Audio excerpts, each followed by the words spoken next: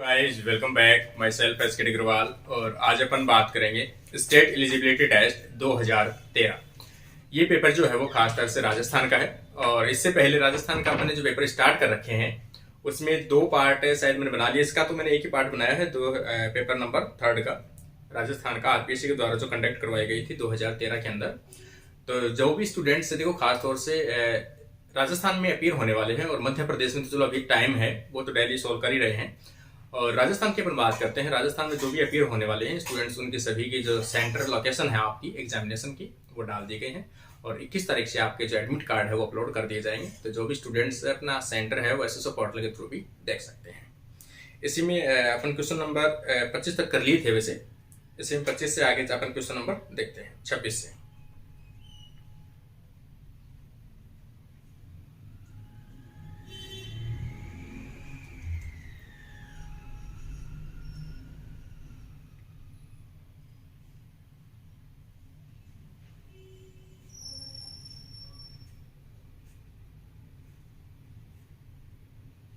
यहाँ पर देखो भाई क्वेश्चन नंबर 26।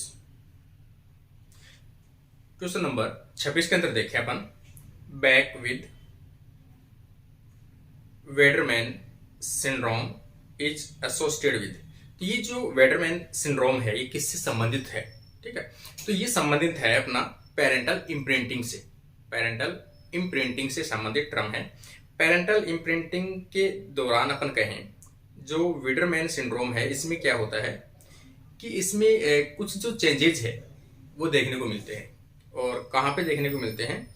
तो एक जो अपन नॉर्मल बात करें मेमल्स में या ह्यूमंस में, क्रोमोसोम ह्यूमंस का क्रोमोसोम नंबर 11 नंबर क्रोमोसोम के अंदर एक लोकेशन पाया जाता है जिसे अपन बोलते हैं imprinting centre, ICS imprinting centre system. ये जो सेंटर सिस्टम है ये क्या करता है? मेथाइलेशन को कंट्रोल करता है। मेथाइलेशन ऑफ डीएनए, मतलब किसी भी जीनोम को अगर आपको साइलेंट करना है, सप्रेस करना है, उसमें क्या कर दिया जाता है? मेथाइल ग्रुप ऐड कर दिया जाता है। उसे अपन क्या बोलते हैं? मेथाइलेशन बोलते हैं, जिसके कारण से वो जीन है वो एक्सप्रेस नहीं हो पाता। जैसे मैंने आपको पहले भी एग्जाम्पल बताया था, बार बॉडी जो है, ठीक है, बार बॉडी क्या बनती है? फीमेल की जो एक्स क्रोमोसोम है, 2 एक्स क्रोमोसोम होते हैं, एक एक्स क्रोमोसोम को मेथाइलेटेड कर दिया जाता है जिसके कारण से वो अगली पीढ़ी में एक्सप्रेस नहीं होती है। जब आवश्यकता होती है तब वो एक्सप्रेस हो जाती है। तो यहाँ पर देखो 11 नंबर क्रोमोसोम के ऊपर ICS मतलब इम्प्रिंटिंग सेंटर पाया जाता है। उसमें म्यूटेशन, उसमें चेंज होने के कारण से देखने को मिलता है विडमैन सिंड्रोम। और इसका कंट्रोल जो इसका काम क्या है? मेथाइल ग्रुप को ऐड करना, ठीक है ना, जिसके कारण से जो पेरेंट में अगर मेथाइलेशन ग्रुप ऐड होता है तो वो जीन अगली जनरेशन में आती है। उसे अपन क्या बोलते हैं? पेरेंटल इम्प्रिंटिंग बोलते हैं। इसका राइट आंसर आ जाएगा ए ऑप्शन। नेक्स्ट क्वेश्चन अपन देखें 27।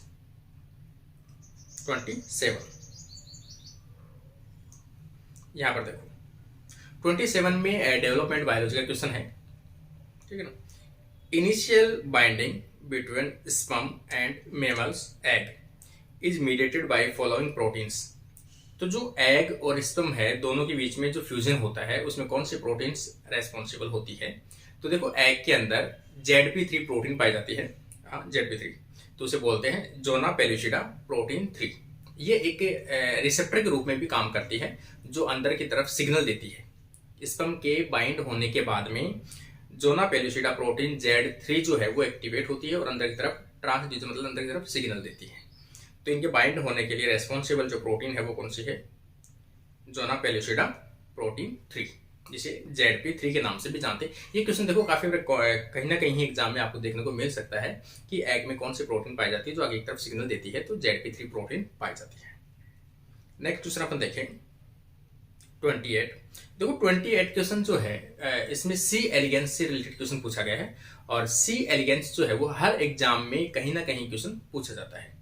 C एलिगेंस जो है उसका पूरा नाम देखो ये है, यहाँ पर सिनोरबेडाइटिस एलिगेंस, ये इसका नाम है। ये जो एलिगेंस है, C एलिगेंस क्या है? निमेटोड्स का मेंबर है। निमेटोड्स का मेंबर याद रखना भी, निमेटोड्स का मेंबर है। कैसा है? ट्रांसपेरेंट बॉडी है। कुछ इस प्रकार की इसकी स्ट्रक्चर होती है, जैसे ये तो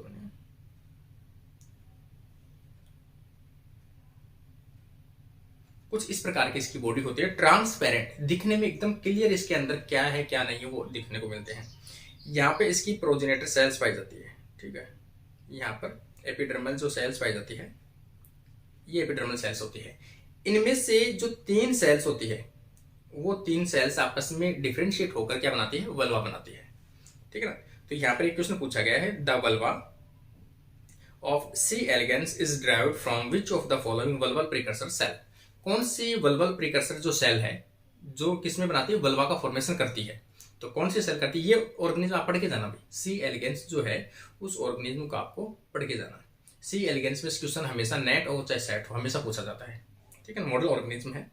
तो ये कौन से सेल्स है जो वल्वा फॉर्मेशन करती है, तो 5, 6 और 7, प्रोजेनेटर 5, प्रोजेनेटर 6, प्रोजेनेटर 7, ये सेल्स जो है वो तीनों इन्वॉल्व होती है वल्वा फॉर्मेशन के लिए। तो इसका राइट आंसर जो होगा वो बी वाला होगा, P5, P6, P7। सी एलिगेंस निमेटोड्स का मेंबर है, ट्रांसपेरेंट ऑर्गेनिज्म है, मॉडल ऑर्गेनिज्म है। नेक्स्ट क्वेश्चन अपन देखें 29 में, देखो आप, प्रोग्राम्ड सेल डेथ मतलब प्री प्लानिंग सेल डेथ, कि कौन से सेल डेथ होगी और कौन से सेल का डिवीजन आगे बढ़ेगा। तो जिन सेल का डिवीजन आगे बढ़ेगा वो तो माइटोसिस करती रहेगी, और जिन सेल का ऐसे है कि जिन सेल की आवश्यकता नहीं है बॉडी में धीरे धीरे, तो वो डिफरेंशिएशन के साथ, मोर्फोलॉजी के साथ, मोर्फोजेनेसिस के साथ वो सेल्स धीरे धीरे डेड होती रहती है। तो वहां पर उसे अपन क्या कहते हैं, एपोप्टोसिस की प्रोसेस कहते हैं। Apoptosis process is a natural process by which cells are dead with preplanned, ठीक है ना, अंडर जेनेटिक कंट्रोल कॉल्ड। तो प्रोग्राम सेल डेथ को अपन क्या कहते हैं, एपोप्टोसिस के नाम से जानते हैं। इसका राइट आंसर आ जाएगा एपोप्टोसिस। नेक्स्ट क्वेश्चन अपन देखें 30, gravity sensor in the root cap. जो रूट होती है कुछ इस प्रकार से, तो ये रूट जो है वो ग्रेविटी के साथ में अंदर की तरफ डेवलप होती है, मतलब इसकी जो डायरेक्शन है वो यही होती है कि ये ग्रेविटी के साथ नीचे की तरफ जाती है। क्यों जाती है, क्योंकि जो रूट वाला जो पार्ट होता है इनमें कुछ इस प्रकार के प्लास्टिड पाए जाते हैं, ठीक है ना, प्लास्टिड पाए जाते हैं जिनमें प्लास्टिड, जिनके अंदर ऐसे क्लोरोप्लास्ट जिनके अंदर स्टार्च के ग्रेन्यूल्स का एक्यूमुलेशन होता है, स्टार्च के ग्रेन्यूल्स ज्यादा पाए जाते हैं। तो ऐसे प्लास्टिड जिनमें स्टार्च का एक्यूमुलेशन ज्यादा पाया जाता है उसे अपन क्या बोलते हैं, एमाइलोप्लास्ट के नाम से जानते हैं। यहाँ पर देखो बी ऑप्शन दिया हुआ एमाइलोप्लास्ट। इन एमाइलोप्लास्ट जो है इनका डेंसिटी अधिक होने के कारण से ये ग्रेविटी की तरफ अपना वजन रखते हैं, ठीक है, जिसके कारण से जो रूट का फॉर्मेशन है वो हमेशा नीचे की तरफ दबाव मारता है। किसके कारण से, एमाइलोप्लास्ट में स्टार्च ग्रेन्यूल्स के इकट्ठे होने के कारण से हमेशा ग्रेविटी के साथ में ये नीचे की तरफ फोर्स लगाते हैं। तो इसका राइट आंसर जो आ जाएगा, किसके कारण से नीचे की तरफ ग्रोथ होता है, तो एमाइलोप्लास्ट के कारण से रूट है वो नीचे की तरफ ग्रोथ करती है। नेक्स्ट क्वेश्चन अपन देखें, यहां पर देखो, a source of proton for the proton gradient with in the chloroplast. ये क्वेश्चन हर पेपर में कहीं ना कहीं पूछा जाता है कि जब फोटोसिंथेसिस की प्रोसेस होती है, लाइट गिरती है, ठीक है ना, यहाँ पर फोटोसिंथेसिस की प्रोसेस है, यहाँ पे लाइट गिरती है, तो वाटर का जो मॉलिक्यूल होता है H2O, ठीक है, इसका क्या होता है, स्प्लाइटिंग होती है, जिसके कारण से 2 तो प्रोटॉन और 2 इलेक्ट्रॉन प्लस ऑक्सीजन। तो ये जो प्रोटॉन है वो तो क्या बनाते हैं, प्रोटॉन ग्रेडियंट बनाने के लिए काम आते हैं, और जो फॉस्फोराइलेशन होता है, साइक्लिक और नॉन साइक्लिक फॉस्फोराइलेशन, उनमें क्या चले जाते हैं, इलेक्ट्रॉन चले जाते हैं। तो ये क्वेश्चन कई बार आता है कि फोटोसिंथेसिस की जो प्रोसेस होती है उसमें इलेक्ट्रॉन और प्रोटॉन के डोनेशन के रूप में कौन काम करता है, इलेक्ट्रॉन और प्रोटॉन कौन देता है, तो वहां पर डायरेक्ट आंसर आ जाएगा वाटर का स्प्लाइट होता है। वाटर स्प्लाइटिंग के दौरान इसमें जो एंजाइम पाए जाते हैं वो कौन से पाए जाते हैं, तो यहाँ पर एक तो होती है light harvesting complex. Light harvesting complex जो यहाँ पर पाया जाता है लाइट को हार्वेस्ट करता है। एक यहाँ पर ऑक्सीजन निकाल रहा है तो वो आ जाएगा ऑक्सीजन इवॉल्विंग कॉम्प्लेक्स। 2 कॉम्प्लेक्स पाए जाते हैं। यहाँ पर एक पूछा है प्रोटॉन का सोर्स कौन सा है, तो सीधा सा वाटर है। अगर इलेक्ट्रॉन का पूछा तो भी वाटर है, ठीक है ना। नेक्स्ट क्वेश्चन अपन देखें 32 नंबर, देखो, कंसिडर द फॉलोइंग स्टेटमेंट। इन अलग अलग स्टेटमेंट दिए गए हैं। इन फोटो रेस्पिरेशन, फोटो रेस्पिरेशन के अंदर होता क्या है, फोटो रेस्पिरेशन के अंदर रूबिस्को के साथ में ऑक्सीजन आके बाइंड होता है, कार्बन डाइऑक्साइड बाइंड नहीं होता है। एक ही एक्टिव साइट होती है जहां पर कार्बन डाइऑक्साइड भी बाइंड हो सकता है और ऑक्सीजन भी बाइंड हो सकता है एक्टिव साइट के ऊपर। यहाँ पर देखो, in photorespiration oxygen occupies the allosteric site of rubisco. तो ये एलोस्टिक साइट पे बाइंड नहीं होता, रेगुलर थोड़ी करता है, एक्टिव साइट पे बाइंड होता है ऑक्सीजन। यहाँ पर ये सेंटेंस गलत है, एलोस्टिक साइट पे बाइंड नहीं होता है, ठीक है ना, ये रॉन्ग। सेकेंड ऑप्शन देखो आप, photorespiration is also known as C2 cycle, ये तो ठीक है, इसे C2 साइकिल ही बोलते हैं। No ATP is produced during the photorespiration, ये भी ठीक है, इसमें कोई ATP प्रोड्यूस नहीं होता है, केवल एनर्जी कंज्यूमिंग प्रोसेस है। Photorespiration occur in C3 and C4 plant, C4 plants में नहीं होता है। Which of the following statements are true, कौन से स्टेटमेंट्स ट्रू हैं? तो 2 और 3, केवल 2 ही स्टेटमेंट ट्रू है इसके, तो इसका राइट आंसर आ जाएगा 2 और 3, ऑप्शन नंबर बी देखो, ये इसका राइट आंसर होगा। नेक्स्ट क्वेश्चन अपन देखें, देखो, the function of coenzyme A is 2। Coenzyme A का जो फंक्शन है वो क्या है? ग्रुप का ट्रांसफर करना, खास तौर से जो एसिटाइल कोएंजाइम ए है, एसिटाइल ग्रुप जो है उसका ट्रांसफर करने का काम करता है। क्योंकि जब भी अपन पढ़ते टर्म आता है एसिटाइल कोएंजाइम ए, तो इसका मतलब एसिटाइल ग्रुप का वो क्या करता है? ट्रांसफर करता है। यहाँ पर ऑप्शन देखो, isomerize pyruvic acid, isomerize NAD+, activate acetyl group, तो यहाँ पर देखो ये आ गया ऑप्शन, फैसिलिटेट ऑक्सीडेटिव फॉस्फोराइलेशन। यहाँ पर ऑप्शन अपना सी ही बेस्ट होगा, क्योंकि ये एसिटाइल ग्रुप को क्या करता है? एक्टिवेशन करने के लिए यूज में आता है। नेक्स्ट क्वेश्चन अपन देखें 34, plant that have mutualistic relationship, मतलब सिम्बायोटिक रिलेशनशिप पाया जाता है विद नाइट्रोजन फिक्सेशन बैक्टीरिया, ठीक है ना। बैक्टीरिया को तो न्यूट्रिशन मिलता है, और बैक्टीरिया से क्या मिलता है इनको, प्लांट को? तो नाइट्रोजन फिक्सेशन किया हुआ ऑर्गेनिक कंपोनेंट मिलता है। तो नाइट्रोजन को फिक्सेशन करता है तो उससे क्या बनता है? अमोनिया बनता है। तो प्लांट को क्या प्राप्त होता है? अमोनिया प्राप्त हो जाता है। तो यहाँ पर इसका राइट आंसर जो होगा वो अमोनिया आ जाएगा। बैक्टीरिया से इनको क्या प्राप्त होता है? अमोनिया। फिर अमोनिया को ये कन्वर्ट कर लेते हैं नाइट्रेट के अंदर, ठीक है, बाद में इसमें नाइट्रेट में कन्वर्ट कर दिया जाता है, तो ये अमोनिया से अमोनिया प्राप्त होता है। नेक्स्ट क्वेश्चन अपन देखिए 35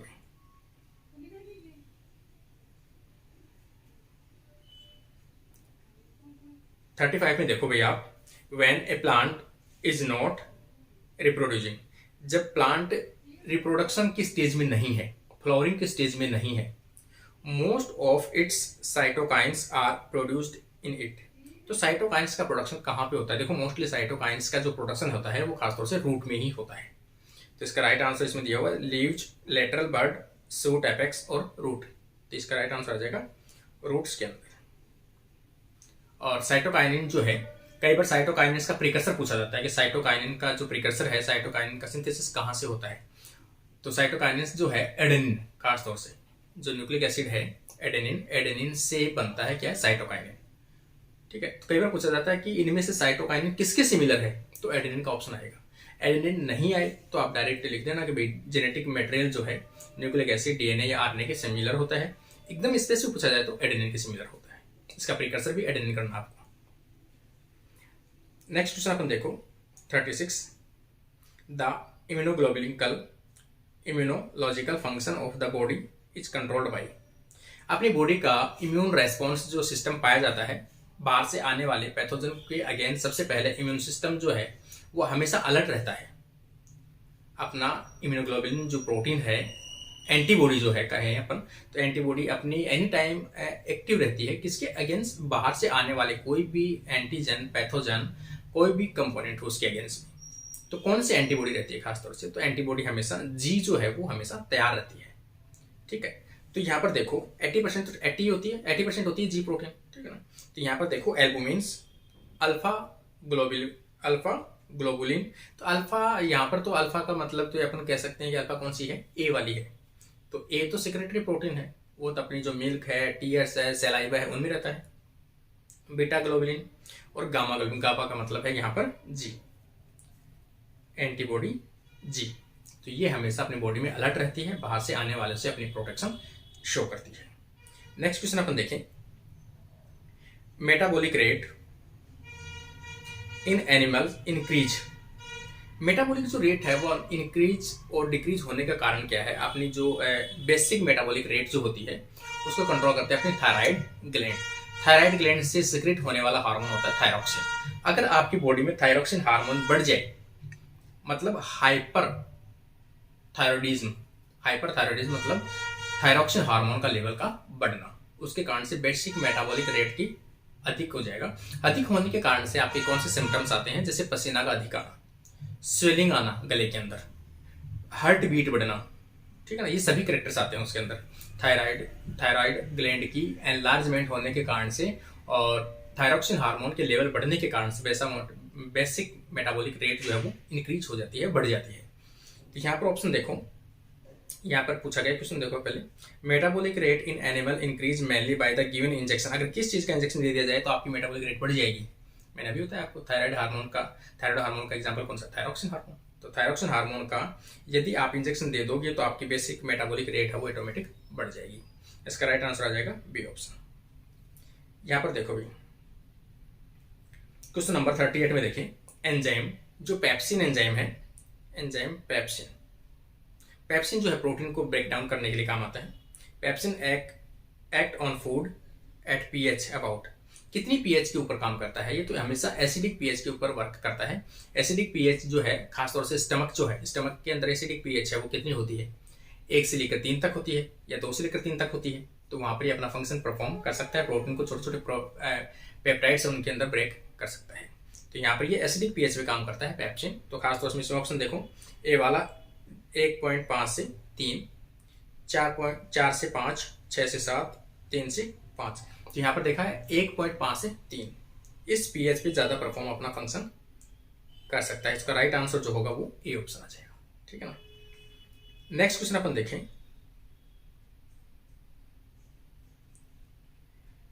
ठीक है। यहाँ पर देखो, which is the fastest conduction system in heart of mammals. Mammals के अंदर कौन सा सबसे फास्ट कंडक्शन सिस्टम पाया जाता है? देखो मेमल्स में अपन बात करते हैं तो अपनी जो मसल्स कंस्ट्रक्शन जो होती है हार्ट में वो कहाँ से स्टार्ट होती है? पहली बात तो पंपिंग जो है वो स्टार्ट कहाँ से होती है? तो एसए नोड से, ठीक है ना। यहाँ पर एसए नोड है, एसए नोड से ये इंफॉर्मेशन कहाँ पे आती है?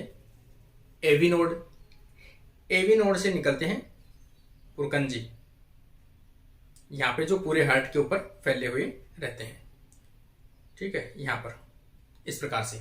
तो सबसे फास्ट जो कंडक्शन होता है वो पुरकंजी के द्वारा किया जाता है।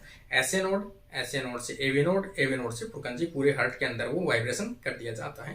यहाँ पर सबसे फास्टेस्ट जो कंडीशन होती है वाइब्रेशन की, तो यहाँ पर कंडक्शन की होती है वो किसके अंदर होती है? पुरकंजी के अंदर देखने को मिलती है। तो यहाँ पर राइट आंसर जो आ जाएगा पुरकंजी फाइबर के अंदर सबसे फास्ट कंडक्शन देखने को मिलता है, सिग्नल ट्रांसफर करने की कैपेसिटी पाई जाती है।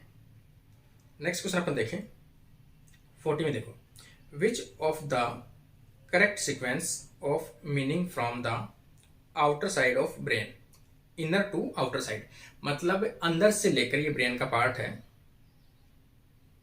अंदर से लेकर बाहर की तरफ सबसे पहले अंदर क्या पाया जाता है? तो सबसे अंदर तो अपन देखें तो जो पायामीटर है, ऑप्शन भी होगा, हाँ पायामीटर, सबसे अंदर की तरफ तो पाया जाता है पायामीटर, सबसे बाहर की तरफ पाया जाता है ड्यूरामीटर। ये 2 ऑप्शन आपको याद रखने हैं, अंदर की तरफ पायामीटर, बाहर की तरफ ड्यूरामीटर। इससे कई बार उल्टा भी पूछ लिया जाता है कि आउटर टू इनर साइड, तो आपको याद रखना है ड्यूरामीटर पहले आएगा और पायरामीटर बाद में आएगा। तो यहाँ पर पूछा अंदर से बाहर की तरफ, तो इसका ऑप्शन आ जाएगा अपना बी ऑप्शन। देखो आप, पायामीटर, आर्केनॉइड और ड्यूरामीटर, ये इसका सीक्वेंस है अंदर से बाहर की तरफ, ठीक है ना। ये इसका राइट आंसर होगा बी ऑप्शन। नेक्स्ट क्वेश्चन अपन देखें 41 के अंदर अपन देखें, absorption from thick segment of ascending, जो नेफ्रोडिया है, नेफ्रोडिया के अंदर जो यहां पर अपन देखें,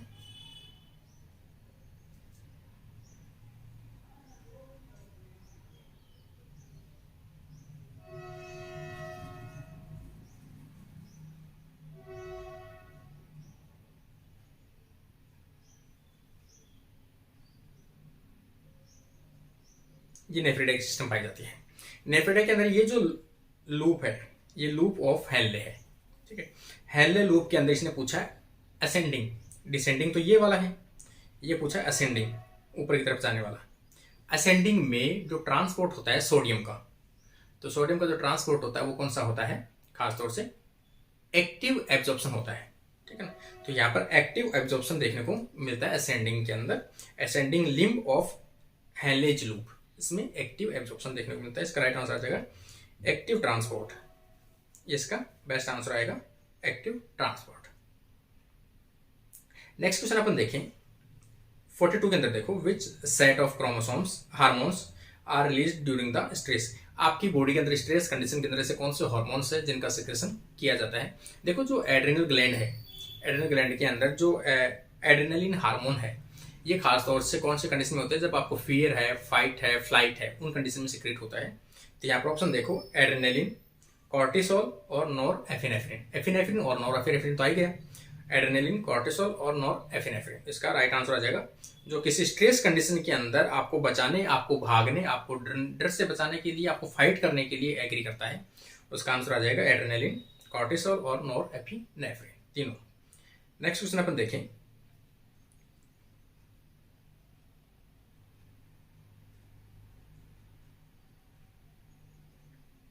यहां पर, देखो क्वेश्चन नंबर 43 के अंदर देखो भाई, luteinising hormone and follicular stimulating hormone are collectively called, तो उसे क्या कहते हैं। तो ये होता क्या है, दोनों जो है गोनेडोट्रोपिन रिलीजिंग हार्मोन के द्वारा सिक्रेट किया जाते हैं, मतलब इंड्यूस किए जाते हैं।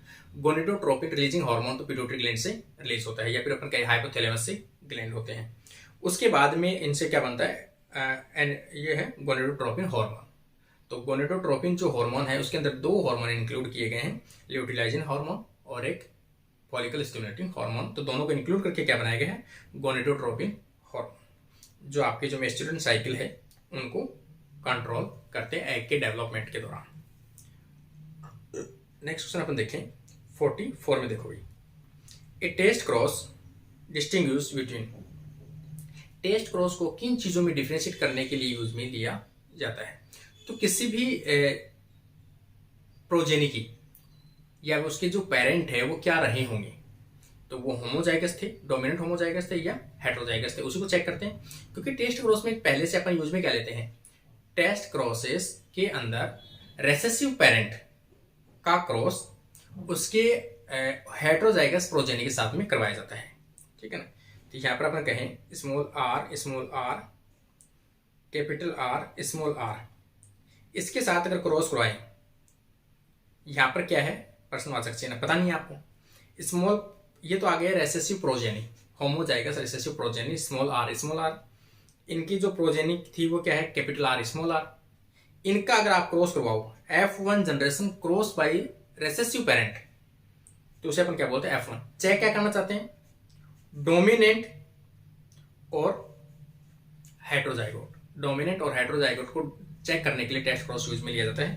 तो यहाँ पे क्वेश्चन देखो आप, टू होमोजाइगस, पहला देखो टू होमोजाइगस फॉर्म, इनको चेक करने के लिए होमोजाइगस डोमिनेंट और हेटेरोजाइगस फॉर्म, इनको चेक करने के लिए two heterozygous form, homozygous recessive और हेटेरोजाइगस। ये तो जैसे इसकी डेफिनेशन है, इसको तो चेक करते ही नहीं अपन चेक करते हैं बी वाला ऑप्शन, होमोजाइगस डोमिनेंट, कि वो डोमिनेंट है था या हेटेरोजाइगस था, होमोजाइगस डोमिनेंट था या हेटेरोजाइगस था, क्या था वो पेरेंट, उसको डिटेक्ट करने के लिए टेस्ट क्रॉस जो है वो यूज में लिया जाता है। इसका राइट आंसर आ जाएगा बी ऑप्शन। नेक्स्ट क्वेश्चन अपन देखें भाई, the genotypic expression seen in a person of blood group A B is called. A B blood group जो है वो, ब्लड ग्रुप का देखो वैसे भी कॉम्बिनेशन किस प्रकार का है, को डोमिनेंट ही है। ए अगर आता है तो ए एक्सप्रेस होता है, बी आता है तो बी ब्लड ग्रुप हो जाएगा। अगर ए बी दोनों साथ आते हैं तो दोनों साथ एक्सप्रेस होंगे आरबीसी के ऊपर, तो इसे अपन क्या बोलेंगे, ए बी ब्लड ग्रुप। इसका मतलब ये कैसे है, को डोमिनेंट है, दोनों साथ साथ एक्सप्रेस होते हैं। तो ये किसका एग्जाम्पल है, ए बी ब्लड ग्रुप को डोमिनेंट का, को डोमिनेंस का एग्जाम्पल है ये, दोनों साथ साथ एक्सप्रेस होते हैं। नेक्स्ट क्वेश्चन अपन देखें, pleiotropy occur when A gene has. देखो प्लियोट्रोपी का मतलब क्या होता है, प्लियो मतलब एक से अधिक, प्लियो का मतलब क्या होता है, एक से अधिक। जब कोई भी एक जीन एक से अधिक फिनोटाइप को कंट्रोल करता हो, एक जीन एक से अधिक चीजों को इफेक्ट करता हो, तो इसे अपन क्या बोलते हैं, प्लियोट्रोपी जीन कहते हैं। ठीक है ना, मतलब एक जीन है एक से अधिक फंक्शन के अंदर इन्वॉल्व होता हो तो उसे प्लियोट्रोपी के नाम से जानते हैं। एक complementary gene small effect on one trait से मतलब नहीं है प्लियोट्रोपी है। Reversible effect on the phenotype depending on age. Many effect on the phenotype, देखो ये ऑप्शन आ गया, many effect of phenotype, phenotype से एक से अधिक प्रभाव डालता है उसे अपने बोलते हैं प्लियोट्रोपिक जीन। इसका राइट आंसर जो है वो डी ऑप्शन होगा। नेक्स्ट क्वेश्चन अपन देखें, देखो ड्यूरिंग रिकॉम्बिनेशन मैपिंग, रिकॉम्बिनेशन जो मैपिंग होता है उसमें रिकॉम्बिनेशन फ्रीक्वेंसी निकालते हैं। रिकॉम्बिनेशन फ्रीक्वेंसी का जो परसेंटेज है उस परसेंटेज को अपन मानते हैं 1 सेंटीमोर्गन, मतलब सेंटीमोर्गन के इक्वल। जितना परसेंटेज उनका आता है, परसेंटेज देखो निकालते कैसे, फ्रीक्वेंसी का मतलब recombinant progeny upon total progeny into 100, ये आ जाएगी फ्रीक्वेंसी, रिकॉम्बिनेशन फ्रीक्वेंसी। ठीक है, रिकॉम्बिनेशन फ्रीक्वेंसी निकालते हैं recombinant progeny upon total progeny into 100, ये निकाल लेते हैं अपन। यहां पर पूछा है विद अनऑर्डर्ड टेट्राड, टेट्राड है अनऑर्डर्ड है, मतलब उनका अरेंजमेंट नहीं है, खासतौर से इसमें देखने को मिलता है। Formula use to estimate the amount of the recombination between the marker, खासतौर से रिकॉम्बिनेशन फ्रीक्वेंसी पूछना चाह रहा है, तो कौन सा फॉर्मूला आप यूज में लोगे अगर ऐसे अनऑर्डर्ड टेट्राड अगर आपके सामने एग्जाम्पल हो, तो सेम नीचे तो आ ही जाएगा वो टोटल रिकॉम्बिनेशन मतलब टोटल प्रोजेनी, ऊपर की तरफ क्या आएगा जो मैंने बताया रिकॉम्बिनेशन प्रोजेनी जो है उसकी जगह पर क्या आएगा NDP, मतलब यहाँ पर है non parental ditype, non parental ditype plus 1/2 tetrad, TT का मतलब tetrad upon total number of tetrad. इसका ऑप्शन आ जाएगा अपना ए ऑप्शन, इसका बेस्ट आंसर है शायद, ये ऑप्शन इसका बेस्ट रहेगा, non parental ditype plus 1/2 tetrad upon total number of tetrads. Option देख लो, इसका ए ही आंसर, हाँ ए इसका राइट आंसर है। नेक्स्ट क्वेश्चन अपन देखें 48 के अंदर, देखो आप, इन मेज cytoplasmic male sterility determine by, cytoplasmic sterility जो है वो मेज के अंदर देखी गई थी, उसके लिए कौन से जीन जो है वो रेस्पॉन्सिबल है। ये क्वेश्चन काफी बार मैंने बता भी दिया है, मेल स्टेरिलिटी का थोड़ा सा देख के भी जाना भी आप, माइटोकॉन्ड्रिया का जो जीन होता है वो इसके लिए रेस्पॉन्सिबल होता है और उसको कंट्रोल करने के लिए जो जीन होता है वो न्यूक्लियस होता है। अगर दोनों का पूछा जाए कि इसको कंट्रोल करने के लिए कौन से ऑर्गेनल इन्वॉल्व होते हैं, तो न्यूक्लियस और माइटोकॉन्ड्रिया दोनों इन्वॉल्व होते हैं। केवल एक ऑप्शन आए तो माइटोकॉन्ड्रिया, ठीक है ना। यहाँ पर पूछा है मेज cytoplasmic male sterility is determined by किसके द्वारा, तो माइटोकॉन्ड्रियल डीएनए के द्वारा, ठीक है। तो यहाँ पर राइट आंसर आ जाएगा माइटोकॉन्ड्रियल डीएनए के द्वारा। नेक्स्ट क्वेश्चन अपन देखें 49, which of the following process of the bacterial DNA transfer generally known as horizontal gene transfer. Horizontal gene transfer का मतलब है कि कोई भी अपने पेरेंट से बच्चे के पास में ना आए बस, ठीक है ना। जैसे मान लो अपने जीन जो है अपने पेरेंट से अपने को मिले हैं, अपने जीन अपने बच्चों को मिलेंगे, वो तो क्या है वर्टिकल जीन ट्रांसफर है। लेकिन हॉरिजॉन्टल का मतलब है कोई एक ऑर्गेनिज्म यहाँ है, एक ऑर्गेनिज्म यहाँ है, अगर इसका जीन किसी भी कारण से अगर इसमें चला जाए तो ये क्या है, हॉरिजॉन्टल है। अगर मैं कहूँ किसी भी ह्यूमन का जीन किसी वायरस के थ्रू किसी भी वेक्टर के द्वारा अगर मंकी में चला जाए तो हॉरिजॉन्टल जीन ट्रांसफर है। मंकी का जीन किसी ह्यूमन में आ जाए, किसी डॉग में चला जाए, तो वो कैसे हॉरिजॉन्टल जीन ट्रांसफर है, वर्टिकल नहीं है वो। तो हॉरिजॉन्टल जीन ट्रांसफर के लिए बैक्टीरिया में तीनों मेथड होते हैं, ट्रांसफॉर्मेशन, ट्रांसडक्शन और कॉन्जुगेशन। तीनों मेथड कैसे है, हॉरिजॉन्टल जीन ट्रांसफर के मेथड है। यहां पर देखो, यहां पर देखो भैया आपको डी ऑप्शन देखो इसके अंदर, ये देखो ट्रांसफॉर्मेशन, ट्रांसडक्शन और कॉन्जुगेशन तीनों ही मेथड कैसे हैं, ये ऐसे मेथड हैं जो बैक्टीरिया के अंदर हॉरिजॉन्टल जीन ट्रांसफर करते हैं। नेक्स्ट क्वेश्चन अपन देखें 50, डाउन सिंड्रोम, ये थोड़ा सा डाउन कर लेना, इसको DOWN है, ये डाउन सिंड्रोम, ठीक है ना। डाउन सिंड्रोम के नाम से भी है कि डाउन सिंड्रोम में जो होती है वो ट्राइसोमी का एक एग्जांपल है। डाउन सिंड्रोम क्या है, ट्राइसोमी। ट्राइसोमी, ट्राइसोमी कौन सा ट्राइसोमी है, 21 क्रोमोसोम का 21 प्लस एक क्रोमोसोम इसमें बढ़ जाता है, कौन से वाले पेयर के ऊपर, 21 क्रोमोसोम का। एक क्रोमोसोम का बढ़ना क्या कहलाता है? ट्राइसोमी। एक क्रोमोसोम का कम होना क्या कहलाता है? मोनोसोमी। यहाँ पर बढ़ रहा है, इसका मतलब ट्राइसोमी। कौन से क्रोमोसोम पे? 21 क्रोमोसोम पे। तो ये एग्जाम्पल किसका है? यहाँ पर है एन्यूप्लॉइडी, पॉलीप्लॉइडी, पॉलिटिनी, पॉलीप्लॉइडी और मोनोप्लॉइडी। यहाँ पर एन्यूप्लॉइडी मतलब एक एक पेयर के रूप में इसमें नहीं बढ़ते हैं, ना घटते हैं, इसमें एक एक क्रोमोसोम बढ़ते हैं और घटते हैं। तो वहाँ पर एग्जाम्पल क्या आते हैं? मोनोसोमी और ट्राइसोमी। ट्राइसोमी और मोनोसोमी दोनों एग्जाम्पल किसके हैं? एन्यूप्लॉइडी के हैं। डाउन सिंड्रोम ट्राई का एग्जाम्पल है, इसलिए ये भी किसका आएगा? एन्यूप्लॉइडी का आएगा। इसका राइट आंसर जो है वो ए ऑप्शन आ जाएगा, ठीक है ना, एन्यूप्लॉइडी। एक आता है एन्यूप्लॉइडी और एक आता है यूप्लॉइडी। यूप्लॉइडी में क्रोमोसोम की संख्या किस में बढ़ते हैं? पेयर के रूप में बढ़ते हैं, पेयर के रूप में घटते हैं, वो यूप्लॉइडी होता है। यहाँ पर एन्यूप्लॉइडी है, किसी भी क्रोमोसोम की संख्या सिंगल बढ़ती है और सिंगल ही घटती है, मोनोसोमी होती है या फिर ट्राइसोमी होती है। तो यहाँ पर एग्जाम्पल आ जाएगा ए ऑप्शन। इस प्रकार के आज के जो 50 क्वेश्चन है वो कंप्लीट होते हैं। और सभी स्टूडेंट्स से मैं कह रहा हूँ कि जो भी स्टूडेंट्स खासतौर से स्टेट एलिजिबिलिटी टेस्ट की प्रिपरेशन कर रहे हैं, ज़्यादा से ज़्यादा क्वेश्चंस को सॉल्व कीजिए लास्ट टाइम पर, क्योंकि अभी टाइम थोड़ा सा नज़दीक है।